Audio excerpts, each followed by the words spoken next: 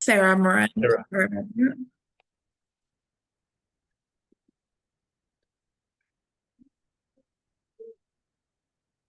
Okay, there we go.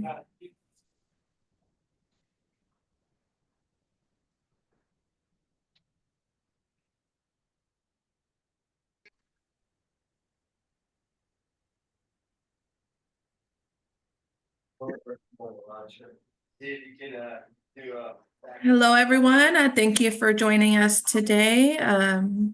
Happy Thursday. I am Sarah Moran, Program and Development Manager with the Contra Costa County Bar Association. For those of you who don't know me today, we have a great presentation in store. You will receive your attendance certificate, materials, and evaluation form via email. You'll have to excuse me. I am working from home with sick kids if you hear background noise.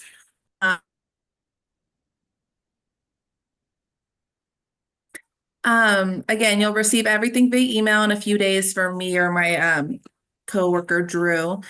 So keep an eye out from that. I did want to mention two upcoming bar association events we have coming on.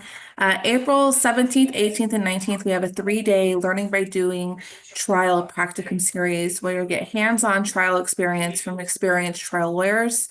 Again, 3 days, completely hands-on training. We received great feedback from it 2 years ago when we did it, so we're really excited to have that again. That's up on our website, and there's an application you have to fill out for that one. And then I wanted to mention we've just announced our 2025 gala, which is called Prohibition Prom. It's 1920s speakeasy themed. That's May 3rd. We hosted our first gala last year. Some of you probably were in attendance, and we had a great success, great feedback. So we're really excited to be back and do that again. On that note, I will turn it over to Tom Plunkett, who is the Managing Director of Digital Forensics and E-Discovery with ArcherHall. All right, thank you so much, Sarah. And hi, everybody. Welcome to the CLE on cell phone forensics applications in discovery and investigations. Excuse me. As Sarah mentioned, my name is Tom Plunkett. I'm the Managing Director of Digital Forensics and E-Discovery here at ArcherHall. I'm based out of Southern California. Happen to live in Murrieta, which is where I'm at right now, a little north of San Diego. A little bit about myself. I've been working in this industry of doing digital forensics, cybersecurity, and e-discovery for a bit over 25 years. I do have a master's degree in information systems and a couple certifications, one in digital forensics, the other in cybersecurity. I teach at the University of San Diego. I'm an adjunct professor there. I teach in their master's degree program for cybersecurity leadership. Been doing that for about 8 years now, actually. Probably one of the more interesting parts of my career is I was the first cyber counterintelligence officer at Los Alamos National Laboratory out in Los Alamos, New Mexico. That's going back, I started out there in 2002. Job there was to track down cyber spies, people trying to break into our secure networks and steal our national secrets. That was all I did for about 7 years. So I got a lot of experience in the IP theft area, in IP theft and trade secret theft area. But I've been with ArcherHall now for just over 7 years. ArcherHall is a nationwide provider of digital forensics and e-discovery services. Working just about any type of litigation involving digital evidence, whether it's business litigation, criminal law, do a lot of employment work. I've testified numerous times. I just testified twice this week, but a total of about 31 different times on the stand or in deposition. And we have a lot of other experts that have a similar experience. So if you need that type of work, please feel free to reach out anytime. All right, so let's get into the topic today, which is cell phone and mobile device forensics. So I work on a lot of cases, I manage a lot of cases, and I say at any given time, managing or working on about 100 or some odd different cases. Most of them involve evidence from a cell phone or a mobile device of some sort. So they're involved in almost every case that we have. And even if the cell phone is not your primary source of evidence, don't want to overlook that because they can provide us a lot of information, including interactions with other devices. We might find other other devices that might be important for your case, might provide other sources such as cloud services. Maybe someone's transferring data out to Dropbox or Box.com or something like that. And we only see that because they're doing that over their phone. But besides those, they do provide a lot of information. Of course, communications, text messages. Almost everybody needs the text messages or location information. A lot of times we're trying to find out where was somebody at the time of a crime, or maybe how fast they were driving. Were they talking on the phone at the time of an accident? And were they on Bluetooth or were they not on Bluetooth? Those are the type of things that we could find out. Uh, Exercise and other health information that can be very important, especially in insurance cases. Was somebody who claims that they are uh, really badly injured, their neck's so bad that they can't walk around, but we see them see the heart rate up, we see them logging workouts and stuff like that. We find that on the phones too. A lot of other potentially interesting data on our phone, but they're full of information. We'll get into that. One thing to really remember about cell phones and mobile devices in general is that how we handle these and how we extract the data from these devices really can make a difference. Uh, just curious, a show of hands of anybody who has never had a case involving cell phone data. I'm expecting not very many hands to go up. Um, and I'm just looking there in that participants window for hands. I don't see anybody. So everyone's dealt with cell phones. Has anybody had to deal with screenshots of text messages? I'm really expecting to see some hands go up here. I see at least one. There we go. Um, see a few. So text messages, not really the easiest thing to deal with, so you can imagine. That's not how we want to get the data. Um, so let's move on. Let's talk about mobile devices and kind of how we get into them. Let's talk about mobile technology first. Usually we say that when I say mobile devices, mobile technology, first thing we think of are smartphones. Usually it's an iPhone or a Samsung, Android phone, something like that. Could be an old BlackBerry, an old Windows phone. Those are still around. Nobody buys them anymore, but they're still around. Um, Motorola makes them, of course, the Motorola Razr phones. A lot of them. You know what the smartphones are. There's also the not so smartphones, the flip phones, the pay by the minutes, grocery store phones, burner phones. A lot of those around. And I usually ask people to raise their hand if you have a burner phone. Some people do, some people don't. Um, but they can be very handy. Just maybe it's just a secondary phone that I only use this to make phone calls to this specific client, things like that. There's good information on those too. Not usually as much as the smartphones or the tablets. Tablets like the iPads, the Samsung Galaxy Notes, the Amazon Fires. A lot of those might be considered, especially the Amazon Fire, something used for entertainment. You go maybe shopping or, um, shopping or um, watching videos, stuff like that. But they usually have a lot of location information available. Might have some notes, some books, activities. It could be very interesting for you. Wearables, of course, Apple Watches, the Samsung Galaxy watches, the uh, what are those called? Fitbits. Gosh, I can't believe Fitbit was slipping my mind. Fitbits, a lot of interesting information. There's workout and health information available on these. Other types of wearables, smart glasses.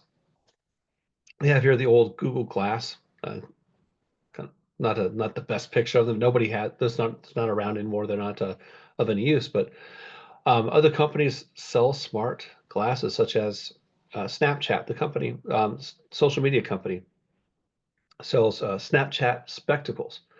They have cameras and microphones in them. You can walk around and take videos and photos and upload directly, usually via your smartphone that has to be connected to it, and upload it right up to Snapchat. Another one that I don't have a picture here, smart clothing.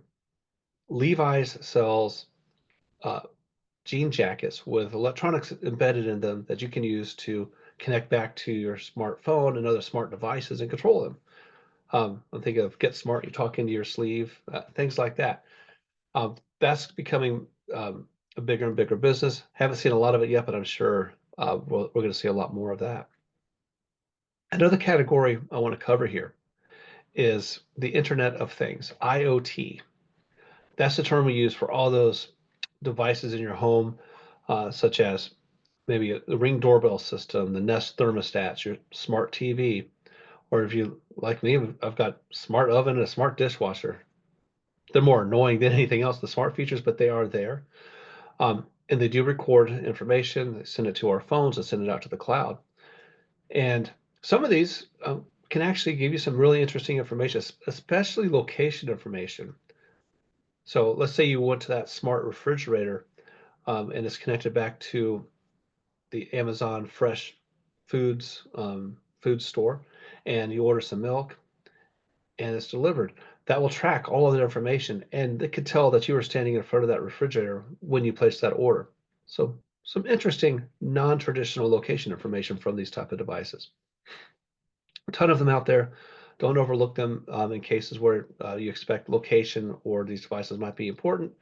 We're expecting to have over 39 billion active IoT devices by 2033.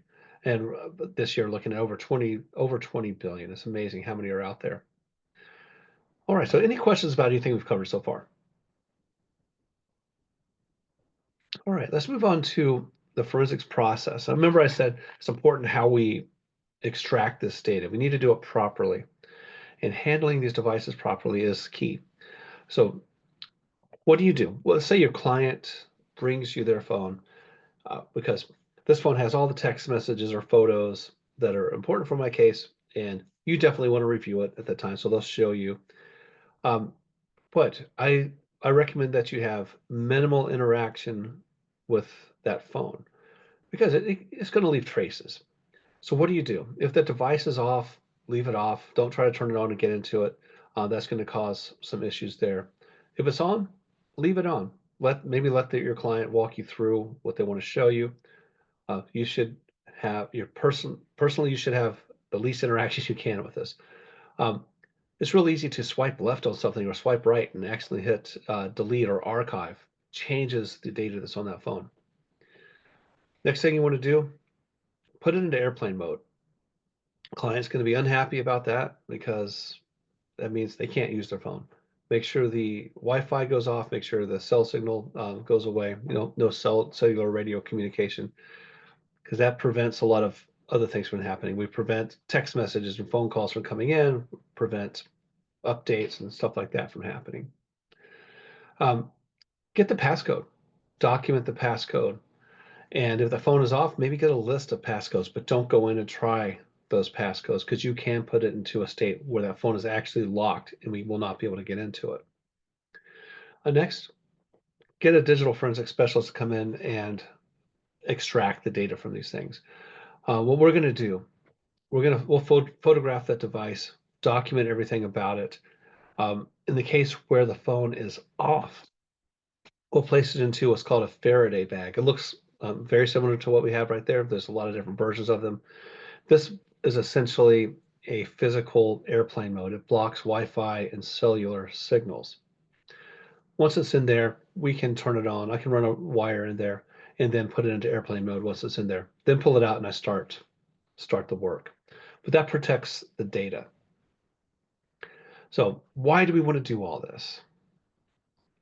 Number one, the data on our phones is very volatile. Like I said, you can accidentally swipe left or right and cause the data to change. If you're connected to Wi-Fi or cellular service, you can actually have updates happen to your phone. So application updates can happen. Usually not an operating system update, usually requires power, but those things can cause data loss. I've seen it. Maybe if you're an iPhone user, I'm sure you use Siri.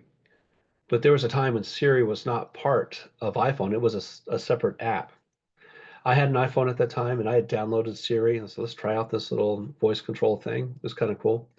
One day I woke up and Siri was gone, but it was now integrated into the operating system. And at the time you had to go through and teach it your voice and all of that went away. So we lost some data just due to an update to the operating system. I lost an app and gained an app back too. It's also possible to do a factory reset, and this could actually happen remotely. Maybe your client decides, you know what, I'm not comfortable with having somebody go in and look at my phone, even though there's stuff on it we need. I'm going to put it into this remote wipe mode.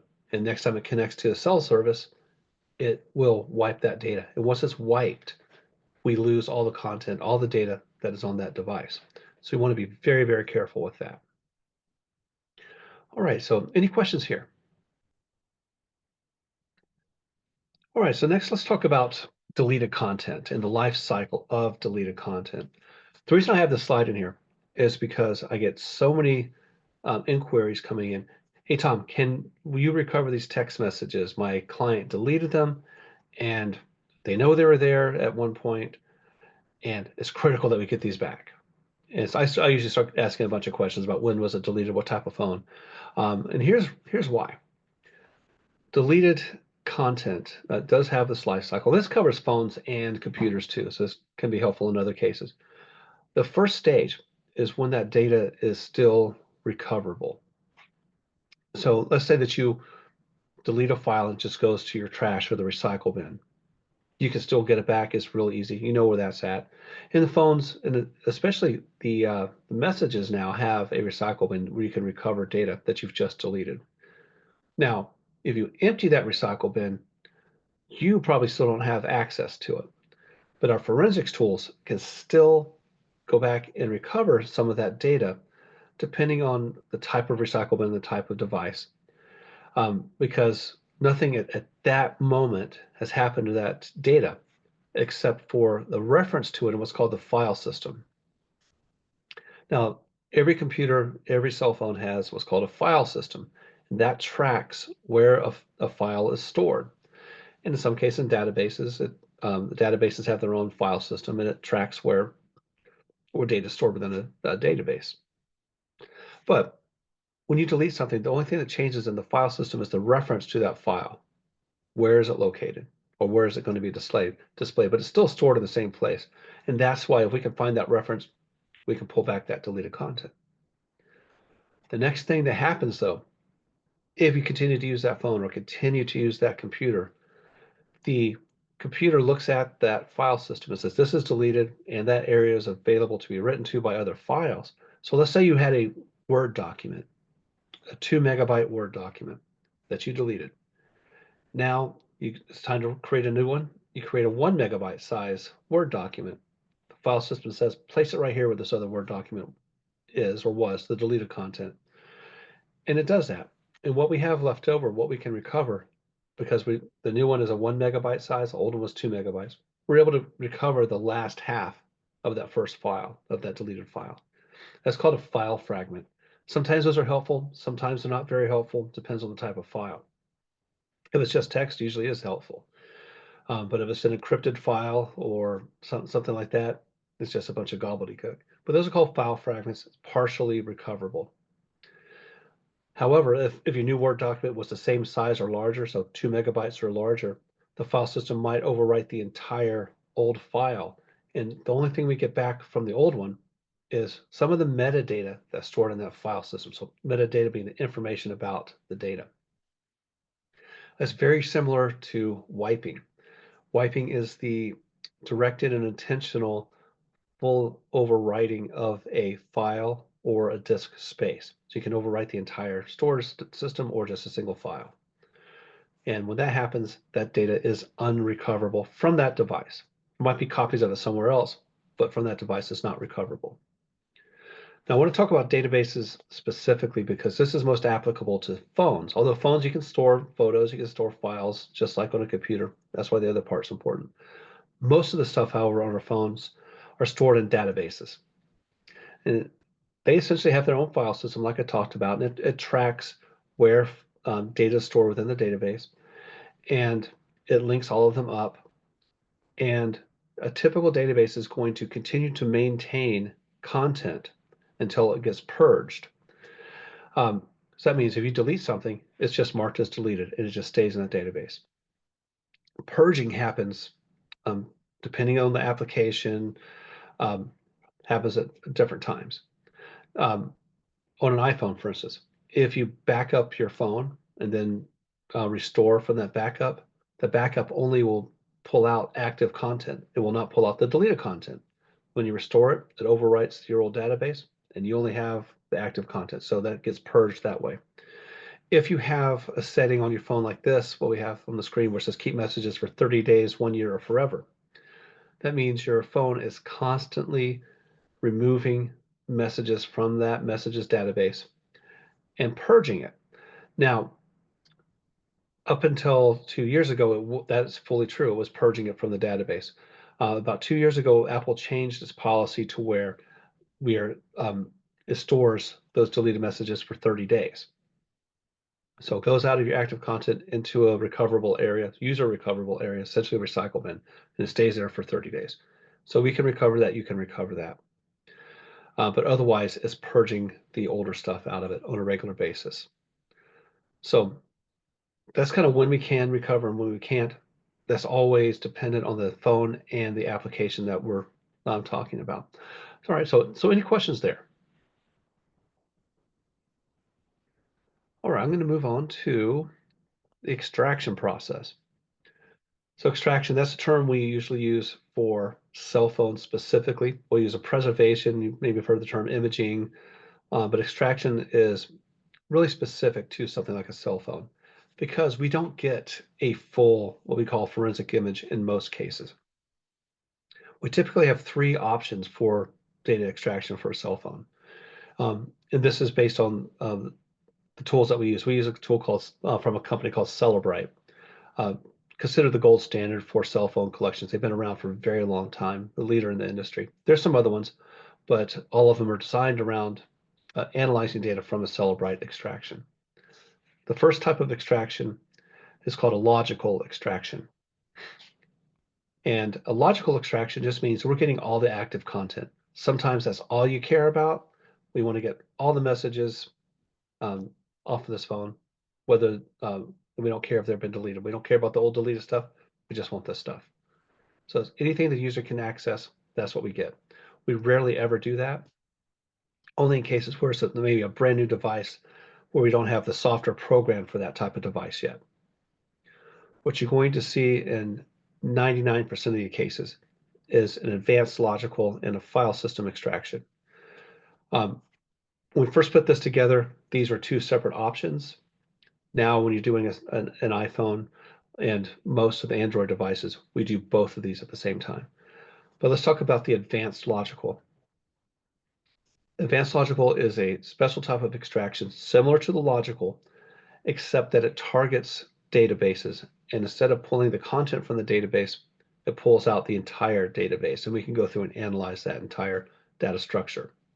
We get a lot of deleted content because of the way we described how databases handle deleted content. And that's the first place we usually get that deleted stuff. Next is the file system. Remember, the file system tracks where all the files are at.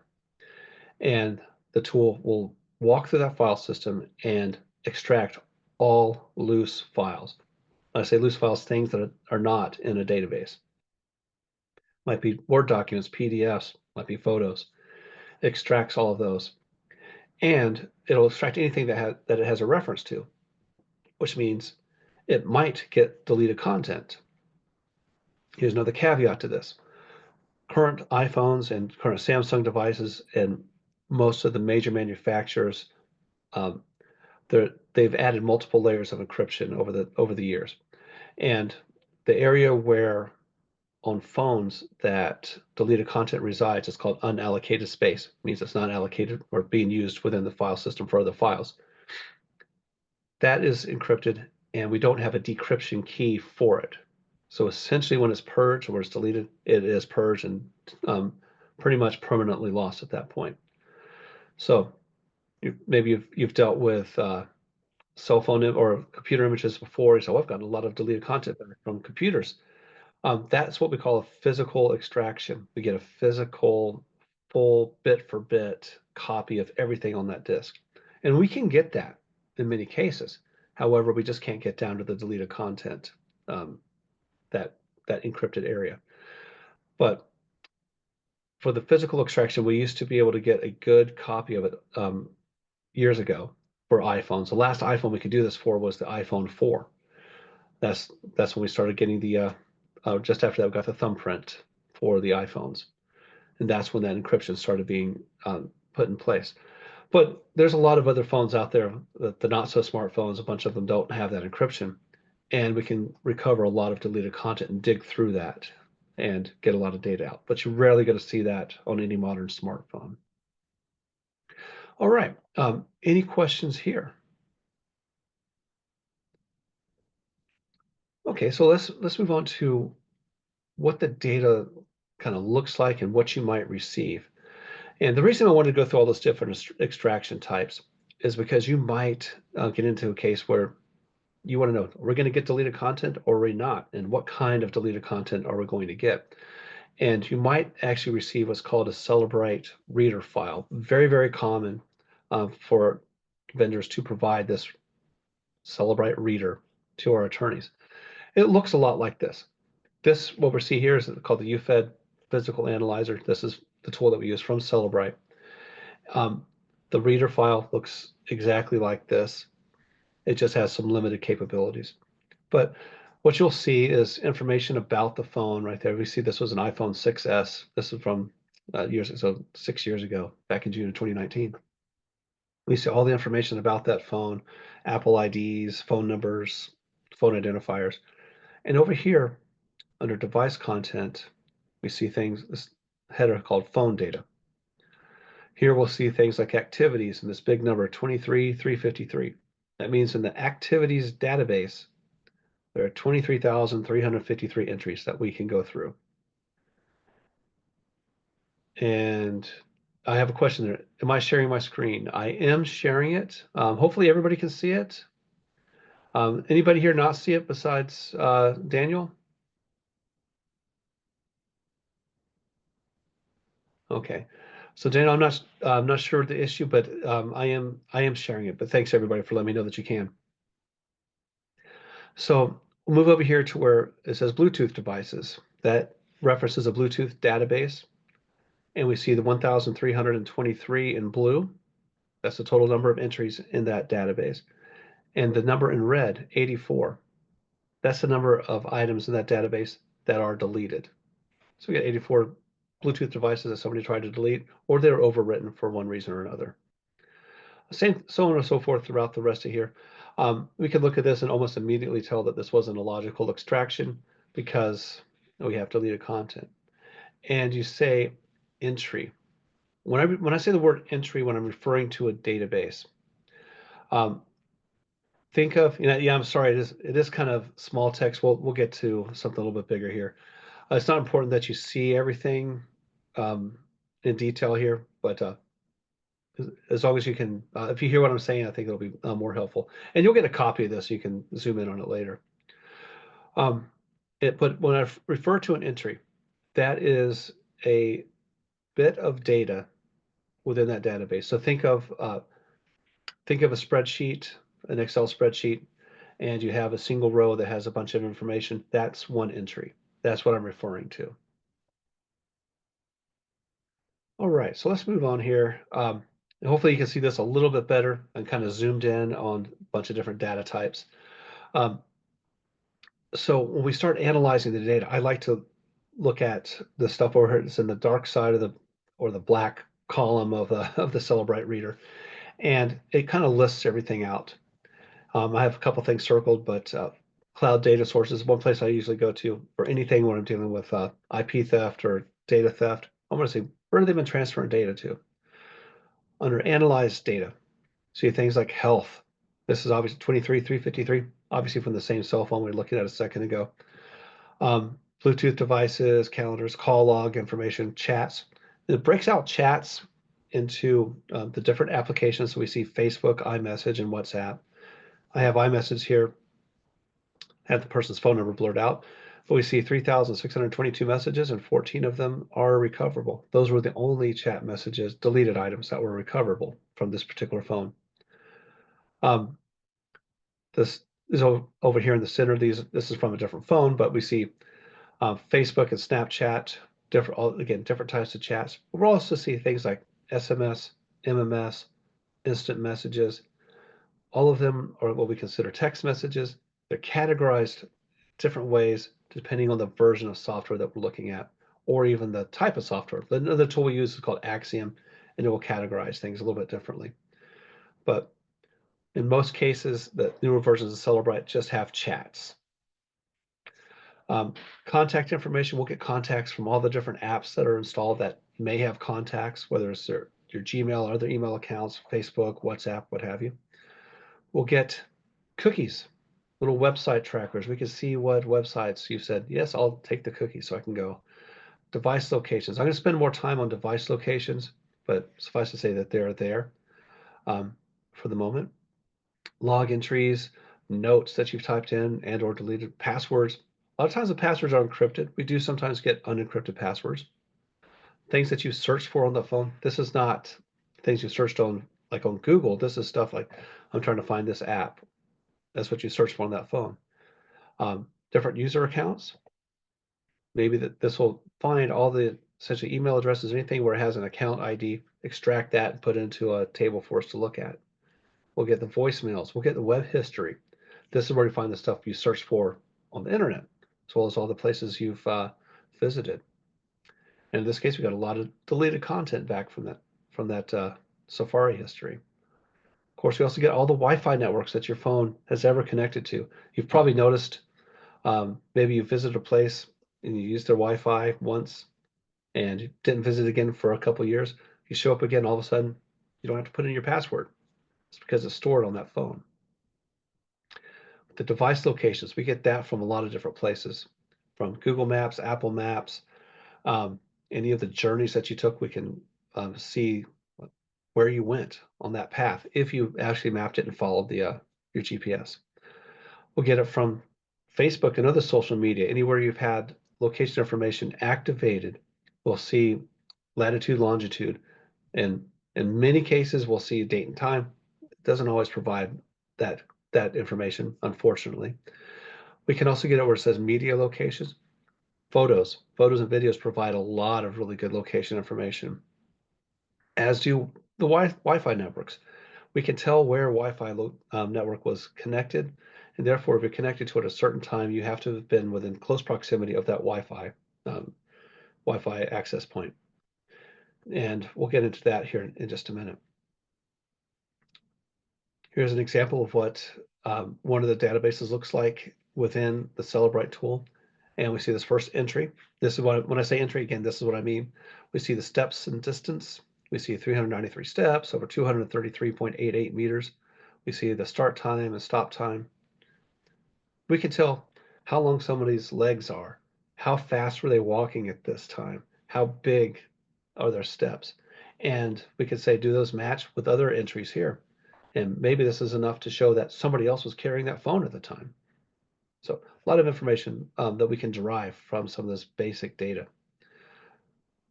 This one here is from the Waze database. Waze is just like Apple Maps, Google Maps. It will provide directions.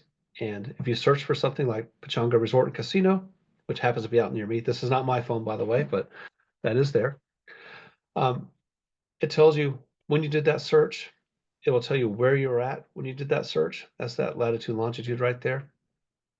And if you took that trip, it'll show the point-by-point directions that you took.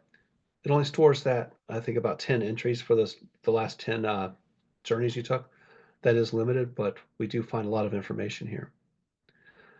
We'll move into the messages database. There's one specific database on every phone. It's called the SMS.db, SMS database. Looks like this up here at the top. We see the little red X. That means this is a deleted item. We see the date and time. We see whether it was sent or was it in the inbox or was it sitting in the outbox waiting to be sent. You can see the participants and the content. Even if it was deleted, it's still in that database. We see the 2013 was the year that I actually think we did this extraction in 2017 of this phone. So really good information. It can stick in there for a long time. The chats databases, all of them are a little bit different, but they have a lot of similarities. But this is from Facebook Messenger. Again, we see whether it's deleted or not. We see the number of participants. Was there location information associated with this one? Start times, last activity. And we take that, and this is where we want to say, if you ever use screenshots, This is way better. We get something more like this. And as a matter of fact, it gets a bit more complex and detailed when we actually do print it out. But we see the conversation bubbles. We know which direction things are going. We see that metadata. We see the date and time and the time zone. Was it deleted or not? Way better than a screenshot. And we can show that this is comprehensive because the screenshots, if you're only concerned about a single message, that's fine.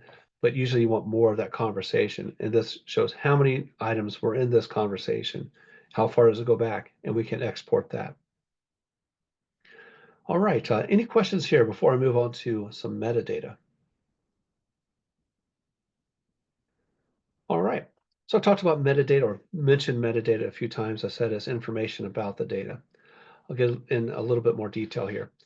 Metadata is, as a forensic examiner, this is what we look at in more than anything else, more than the content of a text message. In most cases, I don't care. I just want to know when it happened. There's two different types. There is external, or what we call file system metadata. As you probably guessed, that's stuff that comes from the file system. It's somewhat summary information, but it's very specific to that device. It tells us when it was created on that device, last time it was accessed, last time it was modified, where it's at on the device, things like that. We also have internal, also known as embedded metadata. Think of this as file headers. This is information within the file itself. Much more comprehensive in most cases. There are some types of files that have no embedded metadata, like a standard text file doesn't have any. Photos, however, have a lot. And we'll say things like the type of camera that was used, the date and time that the photo was created, last time it was modified, last time, it doesn't say access. Access is only in the external metadata. And we can get a conflict between the created date within the file system metadata and the embedded metadata. And I've seen this, I've had to testify on this a couple times. Somebody claims they took a picture on this date and it was delivered, and somebody says, no, this was after the date that you claim. Which date is right? And I'll show you. So this is a photo that I took back in August of 2020. Happened to be in Michigan. We were on a lake. I was on another boat. That's my son back there, and another one of my sons on there, a bunch of nieces and nephews on that boat. Sometime in September of 2020, September 9th or August 9th is when I actually took that one. Later on in September that year is when I transferred it from my phone to my computer. And what we see here on the left-hand side, I'm sure you've all seen this, you right-click on a file, click on Properties. That's where we get the file system or external metadata. We see that it's named boat.jpg. That's what I named it when I transferred it over. We see the location, it was in my username, documents, so on and so forth. We see how big it is. Created date, Wednesday, September 23rd, 2020. Remember, I created this in August of 2020. I think I said September earlier, August of 2020. So what is the right created date? Let's look at the internal metadata. Exact same file, still on the computer. We look down here, create date 2020-08-09, August 9th, 2020 at 18:51:54. We even see the -4. That is the time zone. That's East Coast time zone compared to California time. So we know exactly when this was taken. That's a create date. We also see this a date time original. Those two should always line up. Could make a copy on the phone and that date time original might change, or the created date might change. Date time original would stay the same. If I was to modify that, say I don't like the colors on this, or I want to crop something out, modify date will change. This is the most reliable. That's what's embedded in that file itself. Sometimes you really want to know when did it arrive on the computer, and that's what we have over here. This created date, that's the date and time that it arrived on that computer. So I said the embedded metadata, much more comprehensive. Not only do we see those dates and times, we see GPS altitude, latitude, and longitude. You can see exactly where I was at, what was the sea level I was at. We were at a lake that was about 800 feet above sea level. You see this was taken with an Apple iPhone with the back camera, the Apple iPhone X to be specific, as opposed to the selfie camera. It was taken with the back camera. I was traveling at 4.3 kilometers per hour, facing 305 degrees. and moving at 305 degrees. And all that is accurate within about 8 meters.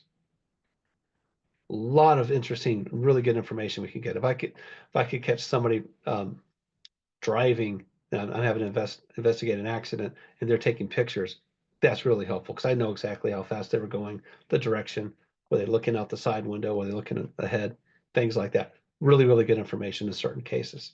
All right, any questions here? All right, let's move on to a little bit more location info. So after we've created that, done that extraction, my software goes through and it searches for all of the location artifacts, and then it will map it out for us if we ask it to. And in this case, we see here's some Southern California up there near San Francisco, Salt Lake City, or else Detroit, down in Houston. We can zoom in on any of these areas as part of our analysis. I can even set a date range. I want to see all the locations on this specific day or within this 1 hour. It will do that. We see all these different call outs. We see, and again, I zoomed into Southern California, really the San Diego area. We see the satellite. That is a GPS fix. That is very reliable information. It's going to be associated with that phone. Most times we're going to get a date stamp with it. Sometimes we don't. Depends on the application that did it, but very reliable that that location, that phone was in that location. Then we see the Wi-Fi. That means that our software connected back to the Google, what's it called? Google Sensor Vault.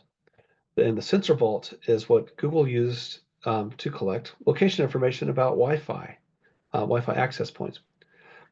So you may recall Google driving around with the big camera up top, taking pictures and videos of all the streets for Street View.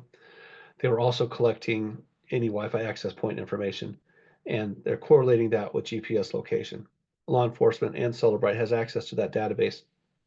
And if you have an access point that's in that database, it will pop up on here as a location.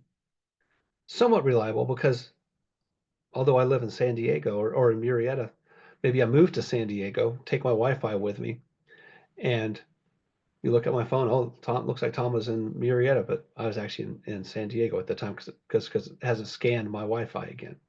So it's fairly reliable. Then we have photos. That's the only other one that's going to show up. And it's just like the photos that the photo we looked at just a minute ago. It has the GPS location information. It is reliable just as much as the Wi-Fi is, but it does take some examination to ensure that the photos we're looking at that show that location actually match with the phone that we're looking at.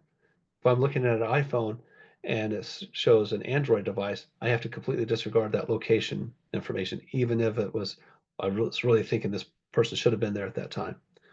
We will just discount that and just remove that from our analysis. All right, any information or any questions here? Yes, please. Go ahead. Can you hear me? Can you please elaborate on that last part, that with the phone, and that was not so clear to me, please, if you Okay, could. yes, I'm going to go back a couple slides. Thank you. So let's say that I was looking at a Samsung Galaxy phone, and I need to know, was this phone in Michigan? And I happen to see that photo that I took on the phone. That will pop up. Hey, it looks like this phone was in Michigan, right? But I see in the embedded metadata that this photo was taken with an Apple iPhone X. That means I have to disregard that. That is not associated with that phone. Although, even though it shows exactly where I'm hoping to find, that is not reliable information. That was somebody else's phone. Another good example of this is I took did an extraction of my son's phone a few years ago. He was 15 at the time. And it showed that the week before he was in Shanghai, China. I know he wasn't. He was 15 years old and is just starting high school. He received a photo from somebody who had been in Shanghai, China. And that's how that's kind of a good example of how we have to look at this and why we have to take that into consideration. Does that answer your question? Yes, absolutely. That's the so my I think So my another question was, how can the phone show something is, but I think you already explained. So when we receive something from someone else, let's say I have a Galaxy phone, and then someone has iPhone and sends me a picture, that's how it shows? Or how can be that, with an example, looking at the picture that was taken in Michigan, but showed that phone picture was taken with iPhone or some that part was not so clear. So how can be or that Galaxy phone can show Oh, iPhone data? okay, Does because that make sense? that makes sense. Yeah. Um, Thank you. If you could elaborate on that, yeah, please. so Thank let's just continue with this example with this exact photo that I took with my iPhone X. I send it to you. The embedded metadata that we're showing here, this internal stuff, that is going to stay the same even when it transfers to an Android phone. Just like it stayed the same when I transferred it to my Windows computer. But the external metadata is going to be all about the Android. It'll show when it arrived on your Android phone. But with the place we see the applications and the device that created that photo are in the embedded metadata. So to do that, you do need to look at the original files, or at least the native files. It could be a good forensic copy of them, and that will have that information. But that's why, because your Android phone doesn't go through and convert the embedded metadata. Does that make sense? Oh, yes, absolutely. Thank you. You're very welcome. All right, I'm going to move on here. Give you an example of a case I had a few years ago involving location information. That happened to be an accident, or a young lady was struck by a vehicle while she was riding her bicycle.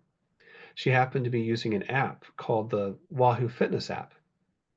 And this app tracks your speed, your direction, and plots in its database a timestamp about every half second or so and GPS location.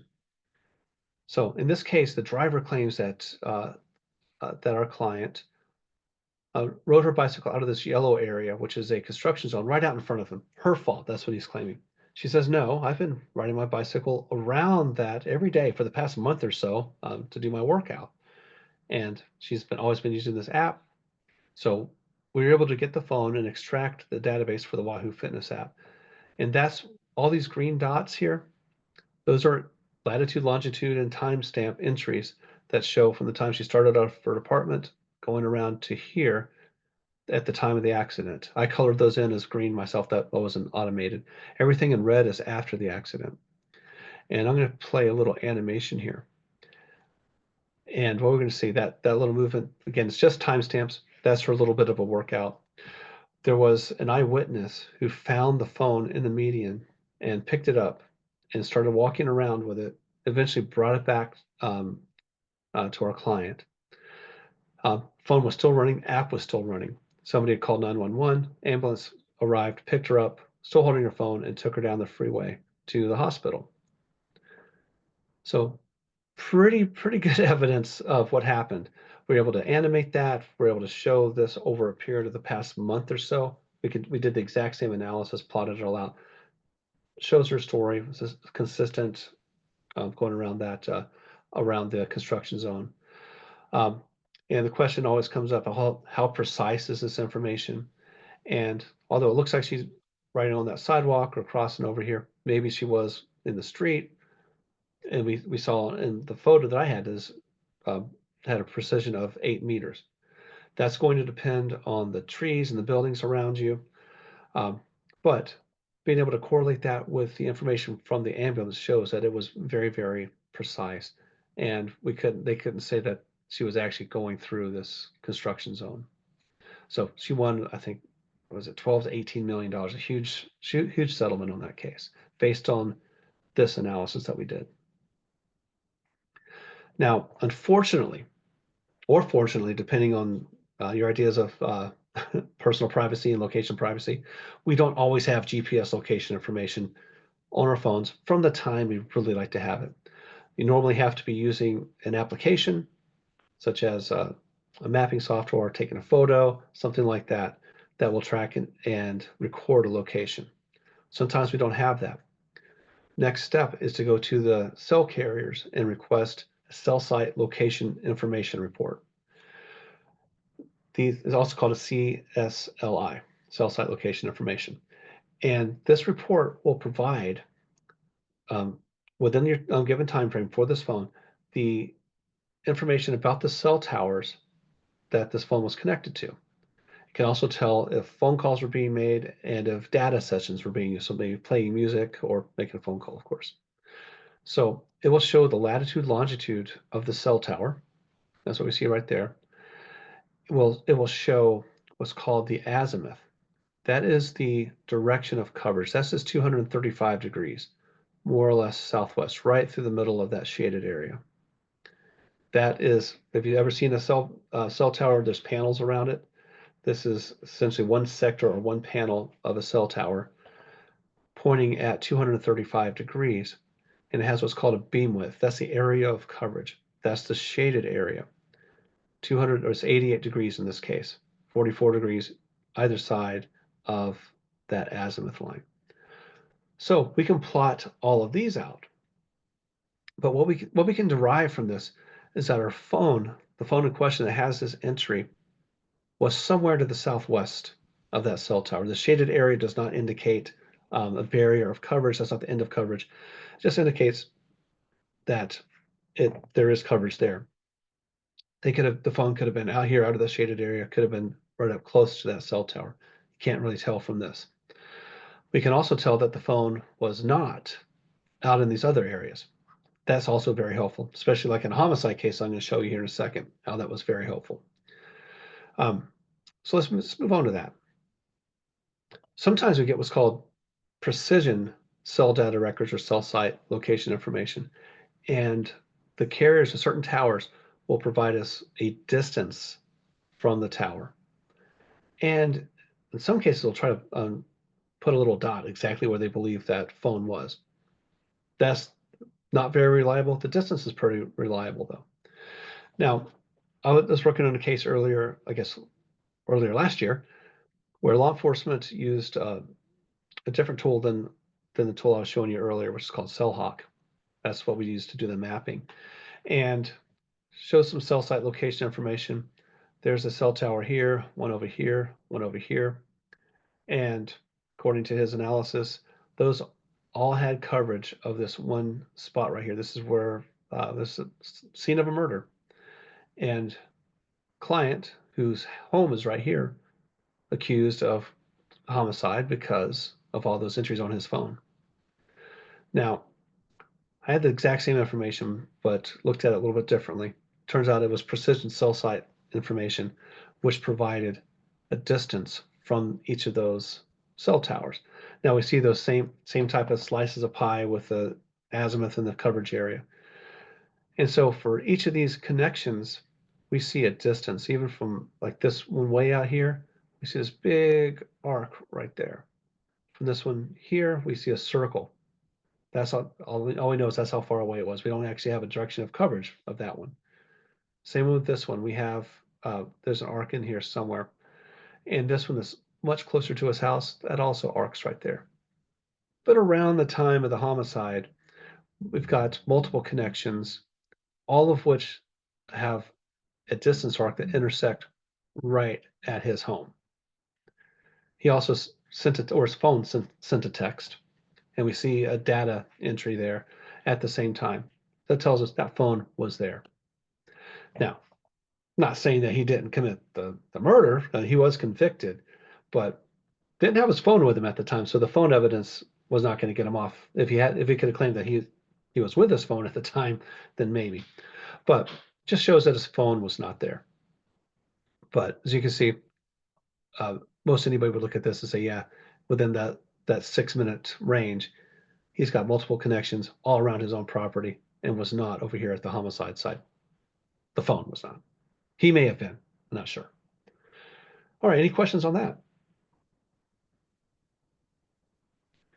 All right, so I mentioned the tool is called CellHawk. That's what we use. That can plot out all the different cell towers, all those different cell site entries. We can load multiple reports from different phones and maybe see some interaction between or potential interaction between people carrying phones in the same proximity. That's kind of that green one and yellow one. If we have a lot of entries, maybe over an hour or so, and we can see movement, we can use that to estimate a speed and direction or path that a person took while they were driving or walking, just by animating this and causing some movement. So a lot of really good information we can get from the cell site location information reports. All right, but one last time, any questions before I move on here? All right, so last couple slides. It's not always the easiest thing to get somebody to agree to allow you to have somebody look at their phone. There's a lot of information. We can derive a lot of information from our cell phones. One way to do that and to tell the judge that you are really going to protect the privacy of that opposing party is to have a triangle agreement. Essentially, can be part of your protective order that says we're going to hire ArcherHall to extract the data from opposing side's cell phone. They will meet at their attorney's office. Their attorneys, they get to witness the extraction. They provide the phone. We provide the drives. We do an extraction. The type of extraction we'll say is an advanced logical and file system extraction. And once that's done, we'll provide phone numbers and other search criteria or a time frame.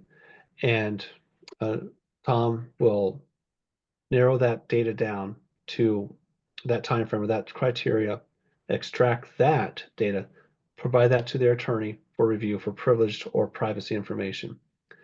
They then get to tag whatever they believe is privileged or private, and we remove that from the data that's provided to you. That way they know we're not going through their photos and other personal information, and you're getting the non-privileged information that you need. All right, so that's the triangle agreement. I'm sorry about that. All right, moving on here. Last slide. What do we see is the future of mobile device and cell phone forensics? Really, it's getting into those wearables and all of the IoT devices.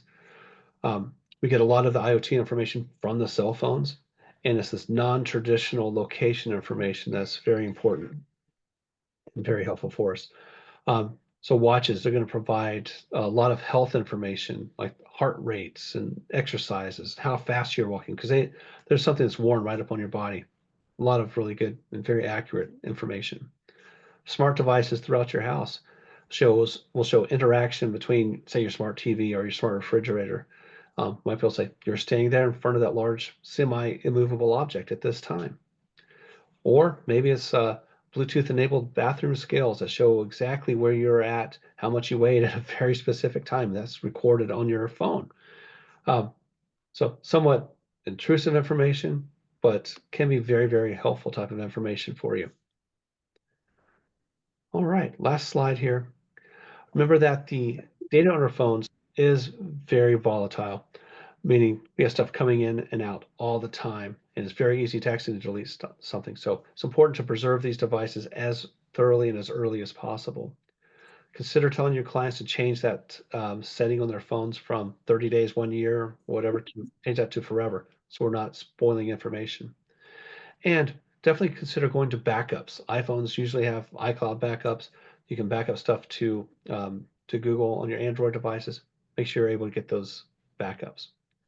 All right, I got a quick question. If the phone is set to save items for 30 days, does this mean that every day the phone is wiping the user's view items that are more than 30 days old? So if you have it set for 30 days, that means it will delete from your standard view anything that is 30 days old or older. And it'll be like 31 days when it goes.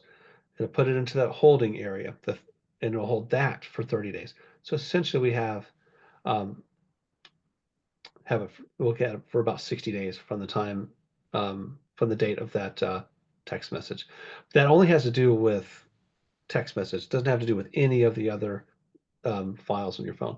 And the reason it did that, the Apple did that, is because when we first started off with phones, we didn't have a lot of text messages, but everyone started using smartphones and everyone started using text messages.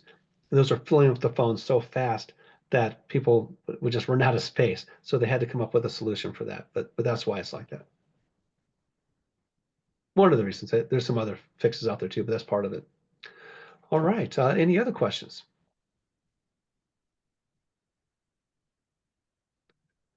All right. Well, thank you so much for the questions I received here. Thanks for attending. As Sarah said, everyone's going to get a certificate of attendance and evaluation form. Please fill those out, and we will be sending out a copy of this presentation very soon. Yes, thank you, everyone. Thanks for attending, and thank you so much, Tom, for that very informative presentation. A lot of great information in just the hour that we had together. And I want to thank ArcherHall. This is their second CLE they've put on for the Bar Association, and they've both been wonderful. Thank you very much.